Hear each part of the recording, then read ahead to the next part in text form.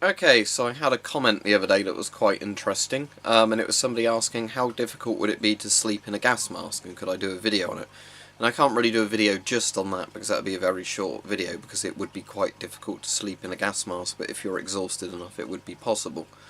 So what I thought I'd do is actually do a video thinking about everyday tasks and how difficult they may be if you had to wear a gas mask or respirator or protective mask, whatever you want to call it, for extended periods, actually going about doing things. Now, as I've covered before, if you're in a scenario where you're going to need a mask on, you're meant to be evacuating from the area. But for the sake of this video, we'll say that's not possible, and you've got to have a mask on for some reason, even if you don't particularly,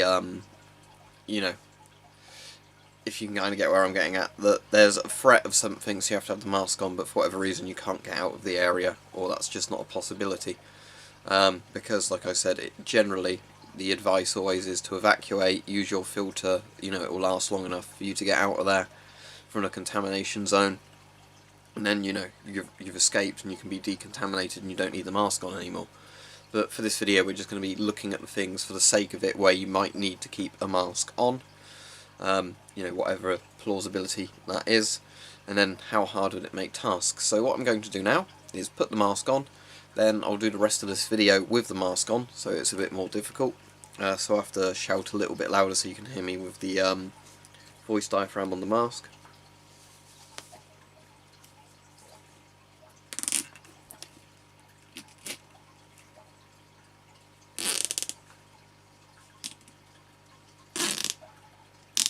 Okay, so one thing I'll mention earlier on, I won't notice it too much doing a video around 10 minutes in length, but I'll certainly notice it if you were doing a much longer thing, is with masks, when you're talking, they make your jaw ache much faster, because I guess they're restricting your jaw movement, so you have to move your jaw further when you're talking to, get the same effect. So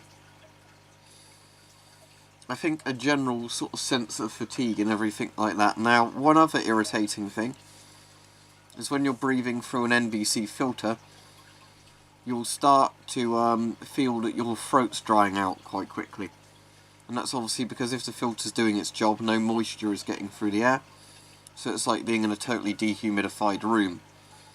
So other than a bit of, like sweat or saliva that's in your mask itself, you're not going to get any sort of,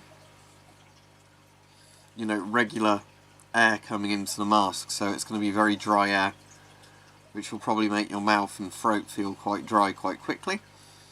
Similar to that, when the mask's been on too long, you're probably going to get a lot of sweat building up in the mask. As I've said before, that can impede your vision. Obviously it depends how heavy activities you're doing with the mask on, and the ambient temperature. If you're in a cold area not doing much, you're not going to sweat much in the mask, but if it's a hot day or a hot environment and you're having to do physical labour in the mask, then yeah, that's going to cause sweat to build up faster inside the mask. So obviously your first issue is, on the majority of masks you're not going to have as good vision as if you didn't have the mask on. Now, as I said before, it's not bad on a lot of masks, but there's still going to be blind spots where you're going to have to turn your head more to see things. You're also going to eventually start feeling a bit of neck strain with the weight of the mask and filter on your head. That's obviously going to play a factor into it. That's not going to be something that's going to be pleasant after hours of having the mask on, and we're obviously talking about a scenario where you can't just pull the mask off when you start feeling uncomfortable. So navigating around is going to be harder, you're going to feel more fatigued. Now, a big problem is you're not going to be able to eat solid foods. If you have a mask with a drinking tube on it, like this one does, then if you had canteens already prepared that were compatible with the mask's drinking tube, with like water or soup in them, then you could have food in the form of soup and you could obviously hydrate yourself with water. But you're not going to be able to obviously eat solid foods with a mask on. Now, obviously you're going to want one with a voice diaphragm on if you're going to have to communicate with other people, because otherwise if it's all it would be very hard for people to understand you, which, you don't want to have to say any more than you really have to with one of these on. So there's that, and as I said, like tension on the head and neck and everything from having the straps done up and that on, I can already feel my jaws starting to get a bit achy talking with the mask on, because that's what it does. So you've got all the factors like that, and as I said, you can't eat and drink too easily. Now, another factor that's not too important is if you did need to smell something, you obviously can't. If the filter's working, you can't smell anything, so your senses are going to be a bit limited in that way. Now, this mask doesn't cover your ears, but if you had a mask that covers your ears, you're going to have not as good sense of hearing as normal. Obviously, limited vision, depending on the mask lens, of course, as well. And no taste and smell, because you've got the mask on your face. So your senses are very limited in many ways. They're obviously not totally cut off, but they are limited. So again, that could be a factor. Now, going back to the question that was originally asked, sleeping in a mask, I imagine it would be very difficult. I sometimes struggle to sleep, you know, in a comfortable bed, you know, at a proper room temperature and everything like that. So imagine in a scenario where you're very stressed out because something bad's happening, and you've got an uncomfortable mask on your face. How are you going to sleep? Not very well. I think if you're exhausted to the, you know, literally to the point of exhaustion, if you sat down on a sofa or something like that, you could sleep like that, with the, you know, like, sort of just leaning forwards. But I think it would also depend on how comfortable the mask is and everything else. But I wouldn't advise laying down with the mask on, because I imagine if you were actually asleep laying on the bed, with some masks it might be possible during the time you're asleep to either break the seal on the mask by, you know, pushing it too far one way if you roll over in your sleep, or suffocate yourself accidentally if you manage to block the filter. So, you know, that's not good. So sleeping wouldn't be easy. Now, let's say you have to operate machinery or drive a car. That would be quite difficult with a mask on, I imagine. You've basically just got more blind spots. So as I said before, your senses are limited, so if you're in a car then you're more likely to get into an accident. But I suppose in a scenario like this you're not going to have to worry too much about that sort of thing, because it's probably already past the point of worrying too much about insurance premiums if you hit somebody else's car. So there's obviously things like that. But if you had to do general maintenance work, bear in mind, as I said, limited senses. If you are having to wear NBC gear with the mask, then that would make it even more difficult, with heavy clothing on, you know, and thick gloves. Make it much more difficult to obviously hammer in nails or disassemble things.